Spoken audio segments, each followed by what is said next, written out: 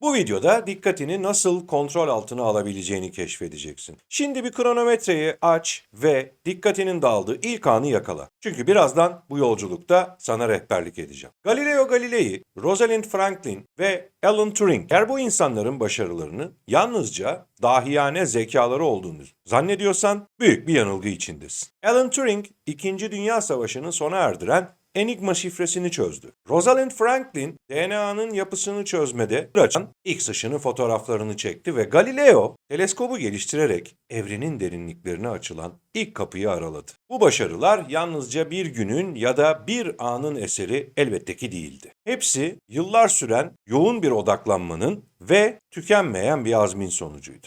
Ancak tabii ki de bu başarılar sadece yoğun çalışma ve muhteşem bir dehanın sonucu elbette ki değildi. Çalışırken dikkatlerini nasıl koruyacaklarını çok iyi biliyorlardı. Çünkü çevrende gördüğün her şey, şu an elinde tuttuğun telefon, koltukta oturup pineklerken izlediğin televizyon ve daha bir şey. Yani çevrende gördüğün her şey senin dikkatini dağıtmak için özel olarak tasarlandı. Hele bir de sosyal medya. Eğer bu odak düşmanlarının kurbanı olduğunu düşünüyorsan sana gerçekten çok kötü bir haberim var. Çünkü sorun kullandığın cihazlarda değil, onları nasıl kullandığında. Bu videonun sonuna kadar izlediğinde beğen butonuna tıklamayı ve abone olup aynı zamanda da bildirimleri açmayı unutma. Hadi gel şimdi sana biraz odaklanmanın gizemli dünyasından bahsedeyim.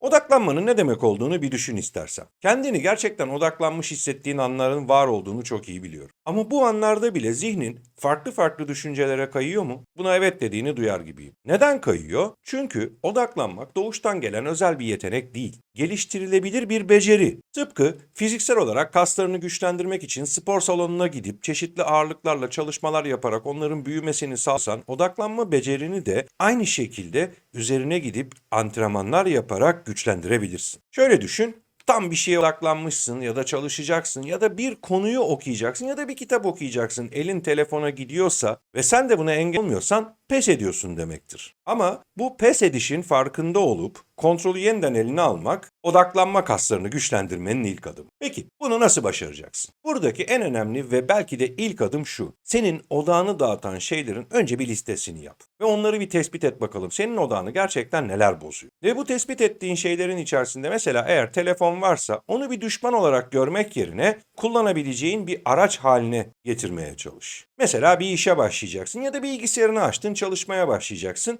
Telefonunun sesini şöyle bir yandan tık diye kısmaya çalış bakalım. Sosyal medya bildirimlerini kapat. Hatta telefonu aynı şekilde masanın üstüne bu şekilde ekranı alta gelecek pozisyonda bir koymayı dene bakalım. Sesini de kapatarak. Hatta yapabiliyorsan titreşimleri de. Unutma ki o anda bile zihnin her telefona uzanmak istediğinde bu sadece bir alışkanlık tepkisi. Alışkanlıklarından vazgeçememe tepkisi. Ve tabii ki de alışkanlıklar doğru stratejilerle değiştirilebilir. Sonuçta telefonun uzanmasını ve ona bakma ihtiyacını da bir alışkanlık haline sen dönüştürdün. Bu alışkanlığı değiştirebilecek olan da yine sensin. Mesela sabahları rutinini değiştirmekle bununla başlayabilirsin. Sabah kalktığında ilk işin daha gözlerini böyle ovuştururken telefonu eline almak olmasın mesela. Önce kalk, bir tuvalete git, elini yüzünü yıka, telefona hiç dokunmadan. Oradan mutfağa geç, belki bir kahve koy, bir su iç. Yani belirli bir süreyi telefonsuz sabah kalktığında yapmaya çalış. Bu alışkanlığı dönüştürmenin ilk adımı olarak sana kolay bir uygulama adına söyleyebileceğim bir şey. Unutma, biraz önce söylediğim gibi odağın da kasların gibi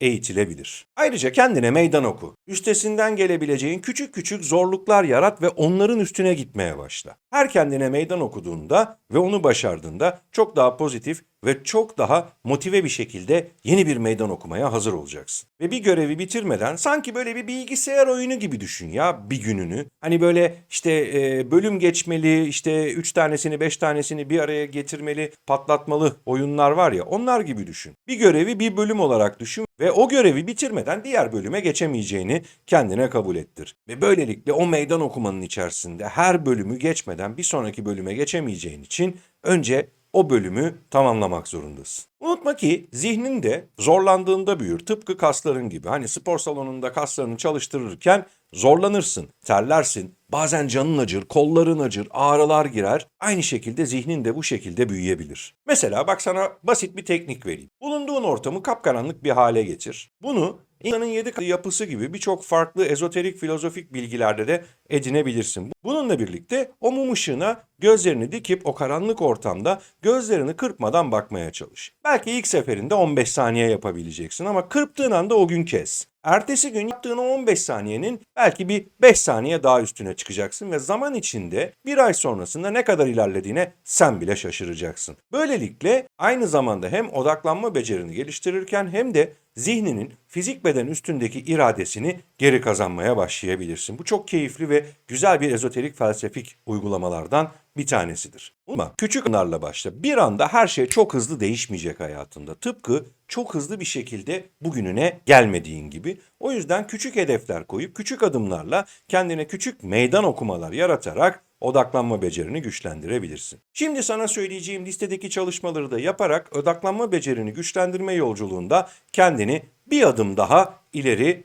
atabilirsin. Şimdi sana söyleyeceğim tüyolardan ilki şu. Odaklanma egzersizleri yap. Hani biraz önce mum ışığı örneği vermiştim ya. Gözlerini kırpmadan muma bakabilme egzersizi. Onun gibi egzersizleri keşfet ve her gün bu egzersizleri tekrarlamaya çalış ve bir gün öncesinden bir adım daha ileriye gitmek için. Mesela şöyle düşün. Her gün %1 bir gün öncesinden daha iyi olsaydın. Yıl sonunda yüzde kaç daha iyi olur? %1 ya. Bir gün öncesinden %1. Bu seni çok yoracak bir rakam değil. Seni gerçekten sarsacak bir rakam değil. Ve sen farkına bile varmadan bir yılın sonunda 1'e 37 oranında gelişmiş oluyorsun. Muhteşem bir başarı değil mi? 37 kat değişmiş oluyorsun. Yani günlük hedefimiz sadece %1'lik bir değişim olsaydı hayatımızda 10 yıl sonrasında nasıl büyük bir değişime tanıklık edebilirdik? Biraz da bu açıdan düşün ve her gün o küçük değişimleri yaratmak için özellikle odaklanma becerini geliştirmek üzerine bu egzersizleri yapmaya başla. Biraz önceki mum egzersizi gibi. Bir diğer adım zaman yönetimi kavramlarını yavaş yavaş hayatına eklemeye başla ki odaklanma becerini daha üst seviyeye çıkaracak en güzel teknik Pomodoro tekniği.